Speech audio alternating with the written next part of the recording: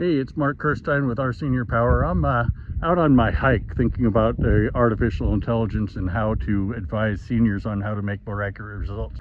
Yeah, I'm about 2 miles back into the McDowell Mountain Preserve in Scottsdale, Arizona. It's a beautiful 70 degrees in the middle of January, and I'm on the top of the hill here. You can see the valley below. I'm thinking about artificial intelligence and how it can impact seniors' lives. Leverage AI for the positive benefits that it can get, but at the same time, be careful of the things where, it might cause some harm. One of the principal things that you should know about the most common used artificial intelligence, ChatGPT or its brethren, Gemini and Grok and Claude and some of the other ones that are out there, the most important thing that you should know is that AI lies. Yeah, I said that right. AI lies to you. Now, in industry parlance, we say it hallucinates, and it makes things up.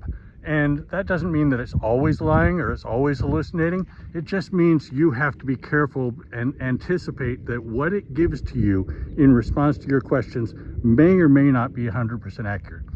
In order to understand why this matters and how to avoid it, there's a little bit of a benefit to understand how these large language models work. You remember a few years ago when you started typing either in your email system or on your chat for your phone, and it would try to do autocomplete.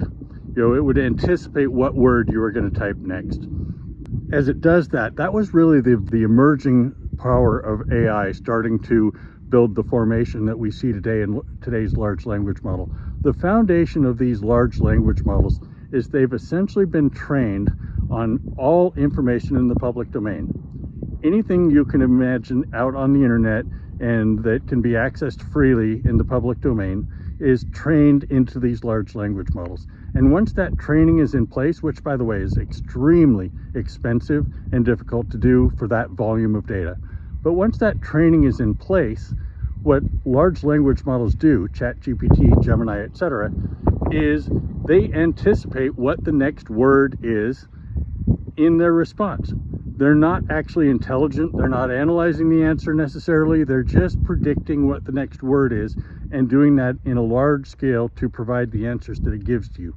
When you ask it a particular question, what should I cook? What is a great recipe for me to cook for dinner? Or help me plan a trip. It's going out into that large training model and looking at all the information that has ever been captured, and it's predicting what response will meet the criteria of your question closest. It's all a matter of statistics and electronics. You don't have to know the details on that front, but just realize that it's just predicting the next word, and what that means is sometimes it's not going to understand how to answer the question correctly. The other thing that is important to know when you consider why does AI lie and what can I do about it is it wants to give you an answer. So it doesn't hedge, it doesn't give you, I think this is it. It says things, or it responds with certainty. And that's just the way that the models work today, is they anticipate certain responses with confidence. And that's what confuses us when we're responding to these, is it looks like it's so confident that it knows what the answers are, when in reality it may just be statistically cobbling together a bunch of words, and they may or may not be exactly accurate for the response that we're looking for. So what does that mean for you? It doesn't mean that you can't use this tool. It's extremely valuable. Use it instead of your search engine. Use it in addition to your search engine. If you probably have noticed, if you use Google search, for example, Gemini automatically generates a response. What it's doing is using that same large language model technology, applying it to those research results and summarizing the response to you in a summarized fashion, rather than you having to hunt and peck for all the details. But what you need to do is you need to have a certain level of skepticism about what the response is, and then you need to understand some of the tips and querying techniques that will help to increase the accuracy.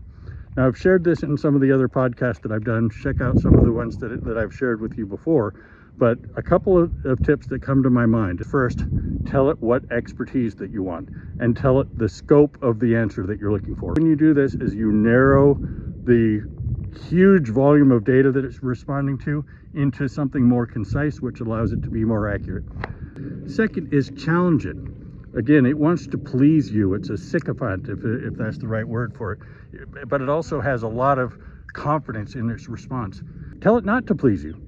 Tell it, don't just tell me the answer I want to hear. Tell me the most accurate answer. And when it gives you an answer, ask it, are you sure? Each one of these techniques will help to narrow the reliability. Another tip that I heard recently, and I've started to use this, and it seems to be very valuable, is in your response, cite the sources of the information you're using to give me that response. Now, that gives the large language model some constraints where it has to actually go and give you specific examples or specific citations that it will give back to you in response to your answer. And once it does that, it tends to ground things in fact. Now, we all know the internet has things that aren't factual, and so it could cite sources that aren't factual, but just by doing that, you narrow the scope and increase the accuracy. Now, there's other techniques. We'll get into those in the future, but for right now, I just want to summarize, where we're at. Tell it the role. Tell it not to tell you the answer that you want to hear, but actually challenge it. Ask it if it's sure, and tell it to cite its sources. All of those will increase the accuracy of the response that you get from it. And the last piece that I want you to be aware of, which is if it's an important piece, if something is critical, if you're asking it for a recipe and it gives you something that's a little bit off, it's not going to hurt anything. But if something is important to you, check it yourself. Use the LLM or the ChatGPT to narrow the scope and give you a general answer, and then do your own Google search and try to search or look for more detail.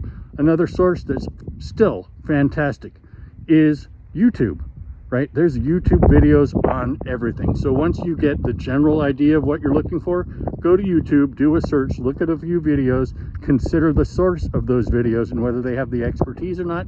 And then, that's a double check on the information you're getting to make sure that it's accurate. So that's it for today. Remember, ChatGPT lies, but you can get it to tell you more of the truth and validate. This is Mark Kirstein with Our Senior Power.